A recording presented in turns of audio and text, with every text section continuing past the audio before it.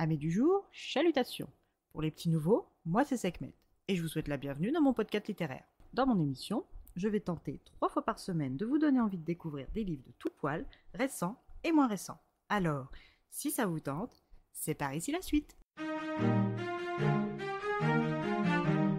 Aujourd'hui, je vais vous présenter les 4 d'Agatha Christie publiés aux éditions du Masque. Dans cette nouvelle affaire, nous retrouvons notre bon vieux capitaine Hastings en pleine traversée de la Manche. De retour d'Argentine après plusieurs années loin de Londres et de son fidèle ami belge à moustache, il rentre pour quelques semaines et compte bien surprendre son ami par sa visite qu'il s'est bien gardé de lui annoncer dans son dernier courrier.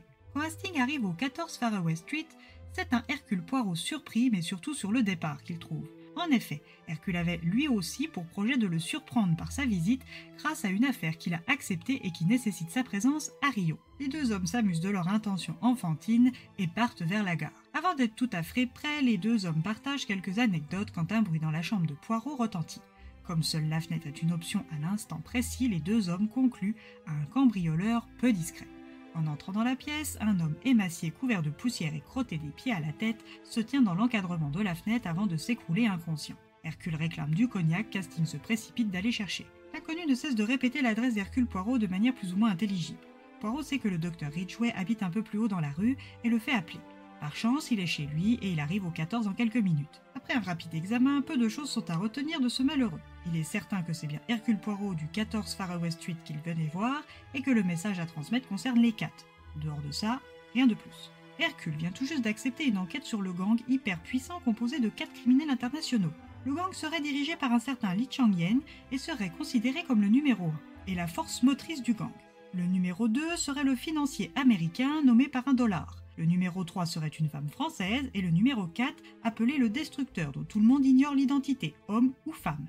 Sur ce, Poirot laisse le pauvre homme dans son lit et charge Hastings de bien s'occuper de lui, de découvrir son identité et le pourquoi de sa venue durant son absence. Puis part vers la gare. Durant le trajet, les deux hommes parlent peu quand soudain l'instinct d'Hercule Poirot se réveille et profitant d'un arrêt imprévu du train sur les voies, descendent et retournent à son appartement. Quand ils arrivent, Madame Pearson, son assistante, confirme que personne n'est entré ou sorti, mais l'homme dans son lit est bel et bien mort. Après confirmation par un médecin, les deux hommes se posent des questions sur ce qui diffère dans la pièce, à savoir les fenêtres. Leurs réflexions sont vite interrompues par Madame Pearson qui doit leur introduire un monsieur envoyé par l'asile d'aliénés Unwell.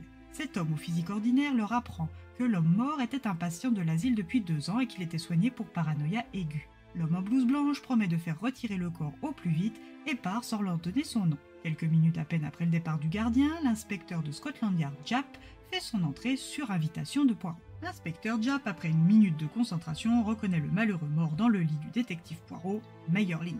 Cet homme appartient au service secret et après un départ sans retour pour la Russie 5 ans en amont, il a été considéré perdu. Hercule Poirot reste bloqué sur le fait étrange que 2 des fenêtres, dont celle du salon, soient ouvertes. Mais rien n'est trop ardu pour une petite cellule grise du petit Belge et la solution, c'est un empoisonnement à l'acide prussique indétectable post-mortem dans le corps, mais qui laisse dans l'air une forte odeur d'amande amère. D'où la nécessité pour l'assassin d'aérer la pièce avec un courant d'air et l'ouverture de 2 fenêtres. C'est donc bien un meurtre, et non une mort accidentelle et encore moins naturelle. 2 jours après la visite du faux gardien, Hastings croit encore qu'il va revenir, mais Hercule Poirot l'ayant identifié comme le numéro 4 du gang, sait qu'il ne le fera pas. Hercule Poirot, qui était censé être à Rio avec son client M. Abbé Rylan, un riche américain, commence plutôt à chercher pourquoi ce dernier voulait l'éloigner à tout prix de Londres. Pour mieux comprendre, l'homme supposé est à la tête des 4, il prend contact avec l'Anglais qui connaît le mieux la vie clandestine en Chine, le dénommé M. John Ingalls. Ce fonctionnaire à la retraite est un passionné de culture chinoise, trapu au teint jaunâtre et aux yeux profondément enfoncés. Il connaît Li Changyen et renseigne Poirot et Hastings du mieux de ses connaissances. D'après Ingalls, tous les troubles qui éclatent aux 4 coins du monde, l'agitation sociale qui gangrène les nations, les révolutions qui éclatent un peu partout sont du fait des 4. Malgré l'absence de preuves tangibles, Poirot croit John Ingalls et ne prend pas à la légère toutes les mises en garde qu'il lui donne durant leur entretien. Le gang de 4 est dangereux, voire mortel pour quiconque s'intéresse d'un peu trop près à leurs activités ou identités.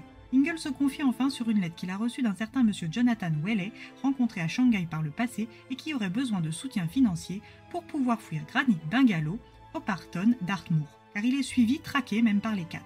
Il n'en faudra pas plus à Hercule Poirot et Hastings pour suivre la piste des 4. Mais une fois sur place, que découvriront-ils? Poirot n'aurait-il pas rencontré son maître en la personne de Li Changyen? Notre duo d'amis risque leur vie avec cette enquête, mais devront-ils aller jusqu'à mourir pour triompher des 4?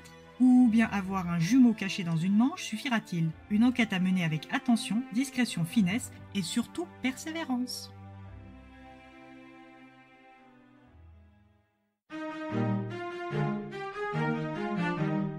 Une plume qui se lit bien et sans contrainte, même si certains propos peuvent être en 2024 quelque peu problématiques si on les sort du contexte historique du roman, ça reste malgré tout une lecture plaisir qui a une forte empreinte de l'enquêteur anglais de Sir Arthur Conan Doyle cette fois-ci.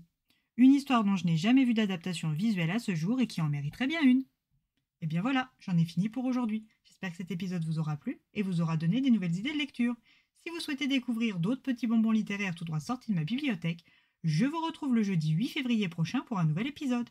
Et si d'ici là je vous manque de trop, vous connaissez le chemin sur Instagram, @leslectures de Sekhmet. Sur ce, chalut les amis et à la prochaine.